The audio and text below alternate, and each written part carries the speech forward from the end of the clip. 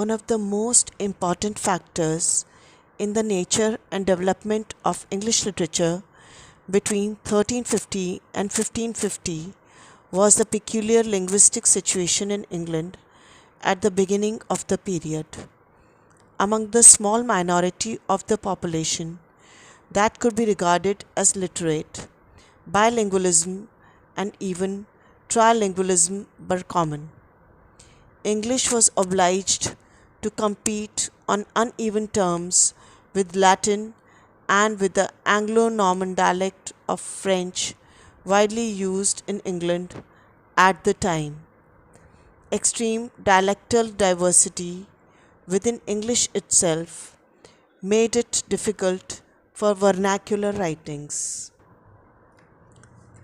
Literary culture managed to survive and, in fact, to flourish in the face of such potentially crushing factors at, as the catastrophic mortality of the Black Death from 1347 to 51, chronic external and internal military conflicts in the form of the Hundred Years' War and the War of the Roses, and the serious social, political, and religious unrest as evinced in the Peasants' Revolt in 1381, and the rise of Lollardism centered on the religious teachings of John Wycliffe. All the more remarkable then was the literary and linguistic revolution that took place in England between about 1350 and 1400, and that was slowly and soberly consolidated over the subsequent 150 years. The most puzzling episode in the development of later Middle English literature is the apparently sudden reappearance of unrhymed alliterative poetry in the mid 14th century. The earliest example, William of Pallerne and Winner and Waster, are both datable to the 1350s. William of Pallerne is a homely paraphrase of a courtly continental romance, the only poem in the group to take love as its central theme. The poet's technical competence in handling the difficult syntax and diction of the alliterative style is not, however, to be compared with that of Winner and Waster's author, who exhibits full mastery of the form, particularly in descriptions of setting and spectacle. The poem's topical concern with social satire links it primarily with another, less formal body of alliterative verse, of which William Langland's Piers Plowman was the principal representative and exemplar. Indeed, Winner and Waster, with its sense of social commitment and occasional apocalyptic gesture, may well have served as a source of inspiration for Langland himself. The term alliterative revival should not be taken to imply a return to the principles of classical Old English versification. The authors of the later 14th century alliterative poems either inherited or developed their own conventions, which resemble those of the Old English tradition in only the most general way. The syntax, and particularly the diction of later Middle English alliterative verse, were also distinctive, and the search for alliterating phrases and constructions led to the extensive use of archaic, technical, and dialectal words. Hunts, feasts, battles, storms, and landscapes were described with the brilliant concretion of detail rarely paralleled since, while the abler poets also contrived subtle modulations of the staple verse paragraph to accommodate dialogue, discourse, and argument. Among the poems central to the movement were three pieces dealing with the life and legends of Alexander the Great, the massive destruction of Troy, and the siege of Jerusalem. The alliterative Morte Arthur, an epic portrayal of King Arthur's conquests in Europe and his eventual fall, combined a strong narrative thrust with considerable density and subtlety of diction. A gathering sense of inevitable transitoriness gradually tempers the virile realization of heroic idealism, and it is not surprising to find that the poem was later used by Sir Thomas Malory as a source for his prose account of the Arthurian legend Les Morts d'Arthur, completed in 1470. The alliterative movement would today be regarded as a curious but inconsiderable episode were it not for the four other poems now generally attributed to a single anonymous author: the chivalric romance Sir Gawain and the Green Knight, two homiletic poems called Patience and Purity, and an elegiac dream vision known as Pearl, all miraculously preserved in a single manuscript dated about 1400.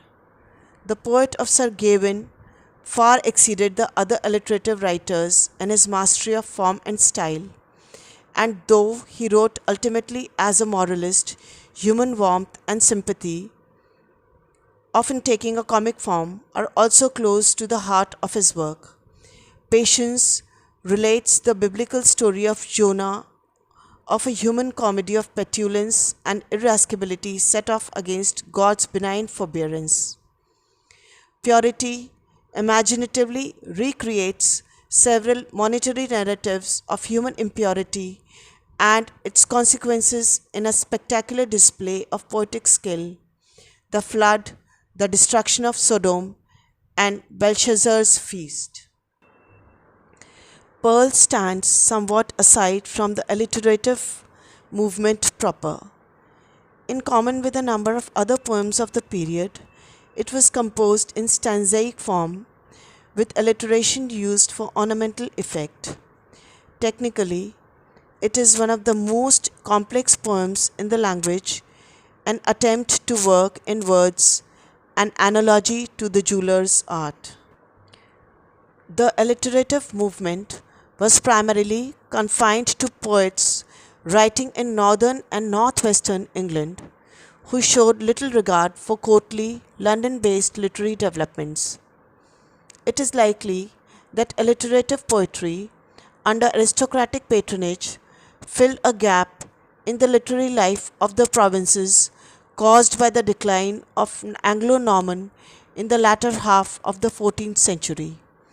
Alliterative poetry was not unknown in London and the South East, but it penetrated those areas in a modified form and in poems that dealt with different subject matter. William Langland's long alliterative poem Piers Plowman begins with a vision of the world seen from the Malvern Hills in Worcestershire, where tradition has it the poet was born and brought up, and where he could have been open to the influence of the alliterative movement.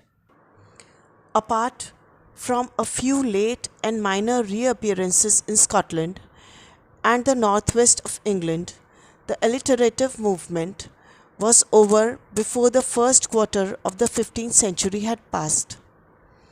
The other major strand in the development of English poetry from roughly 1350 proved much more durable: the cultivation and refinement of human sentiment with respect to love, already present in the earlier 14th century writings, such as the Harley lyrics, took firm root in English court culture during the reign of Richard II from 1377 to 99. English began to displace Anglo-Norman as a language spoken at court and in aristocratic circles, and signs of royal and noble patronage for English vernacular writings became evident.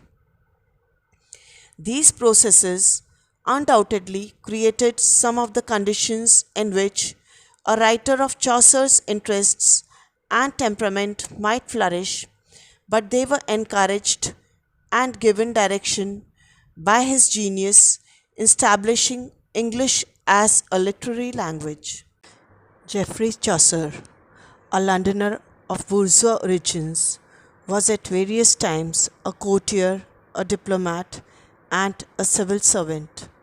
His poetry frequently reflects the views and values associated with the term courtly. It is in some ways not easy to account for his decision to write in English, and it is not surprising that his earliest substantial poems, The Book of Touches and The House of Fame, were heavily indebted to the fashionable French courtly love poetry of the time. Also of French origin was the octosyllabic couplet used in these poems. Chaucer's abandonment of his engaging but ultimately jejune meter in favor of a 10-syllable line, specifically iambic pentameter, was a portentous moment for English poetry. His mastery of it was first revealed in stanzaic form, notably the 7-line stanza, that is, the rhyme royal of the Parliament of Fowls and Troilus and Cresside, and later was extended in the decasyllabic couplets of the prologue to the Legend of Good Women and large parts of the Canterbury Tales. A recurrent concern in Chaucer's writings is the refined and sophisticated cultivation of love, commonly described by the modern expression courtly love. A French term of Chaucer's time, fine amour, gives a more authentic description of the phenomena. Chaucer's friend John Gower translated it as fine loving in his long poem Confessio Amantis.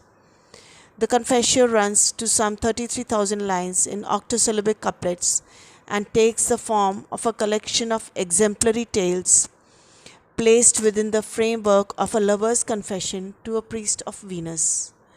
Gower provides a contrast to Chaucer in that the sober and earnest moral intent behind Gower's writing is always clear, whereas Chaucer can be non-committal and evasive. On the other hand, though Gower's verse is generally fluent and easy to read, it has a thin homogeneity of texture that cannot compare with the color and range found in the language of his great contemporary.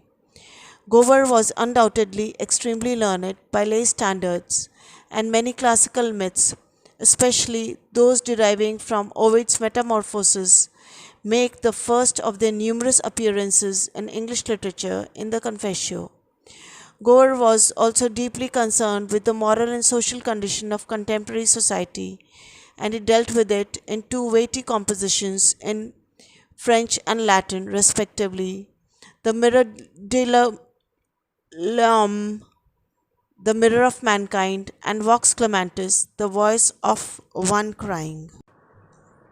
The numerous 15th century followers of Chaucer continued to treat the conventional range of courtly and moralizing topics, but only rarely with the intelligence and stylistic accomplishments of their distinguished predecessors. By the 15th century, vernacular literacy was spreading rapidly among both men and women of the laity, with the influence of French courtly love poetry remaining strong. Both Chaucer and Gower had, to some extent, enjoyed royal and aristocratic patronage, and active seeking of patronage became a pervasive feature of the 15th century literary scene. Thomas Occleve, a minor civil servant who probably knew Chaucer and claimed to be his disciple, dedicated the Regiment of Princes, culled from an earlier work of the same name, to the future King Henry V. Most of Occleve's compositions seem to have been written with an eye to patronage, and though they occasionally yield unexpected glimpses of his daily and private lives, they have little to recommend them as poetry. Occleve's aspirations to be Chaucer's successor was rapidly overshadowed in sheer bulk, if not necessarily in literary merit, by the formidable oeuvre of John Lydgate, a monk at the Abbey of Bury St. Edmunds. Lydgate, too, was greatly stimulated at the prospects opened up by distinguished patronage and produced, as a result, a number of very long pieces that were greatly admired in their day. A staunch Lancastrian, Lydgate dedicated his Troy book and Life of Our Lady to Henry V and his Fall of Princes. Both Lydgate and Occleve admired above all Chaucer's eloquence, by which they meant mainly the Latinate elements in his diction. Their own painfully polysyllabic style, which came to be known as the Oriate style, was widely imitated for more than a century. In sum, the major 15th century English poets were generally undistinguished as successors of Chaucer.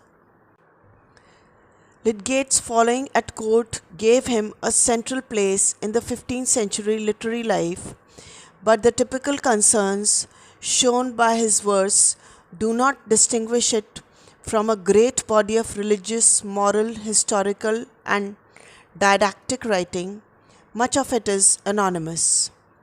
Some of the most moving and accomplished verse of the time is to be found in the anonymous lyrics and carols on conventional subjects such as the transience of life, the coming of death, the sufferings of Christ, and other penitential themes.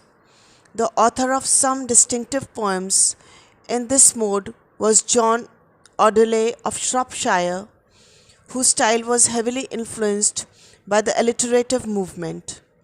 Literary devotion to the Virgin Mary was particularly prominent, and at its best could produce masterpieces of artful simplicity, such as the poem, I Sing of a Maiden That is Matchless.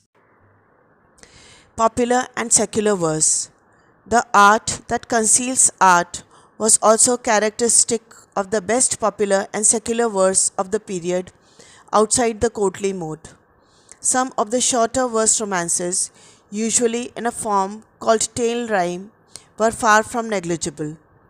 Humorous and lewd songs, versified tales, folk songs, ballads, and others form a lively body of compositions. Oral transmission was probably common, and the survival of much of what is extant is fortuitous. Several of the Robin Hood ballads undoubtedly were known in the 15th century. The Nut Brown Maid is an expertly managed dialogue poem on female constancy. Political verse, a genre that does not fit easily into the categories already mentioned, is political verse, of which a great deal was written in the 15th century. Much of it was avowedly and often crudely propagandist, especially during the Wars of the Roses, though a piece like the Agincourt Carol shows that it was already possible to strike the characteristically English note of insular patriotism soon after 1415. Of particular interest is the libel of English policy on another typically English theme of a related kind. Cherish merchandise, keep the admiralty, that we be masters of the narrow sea.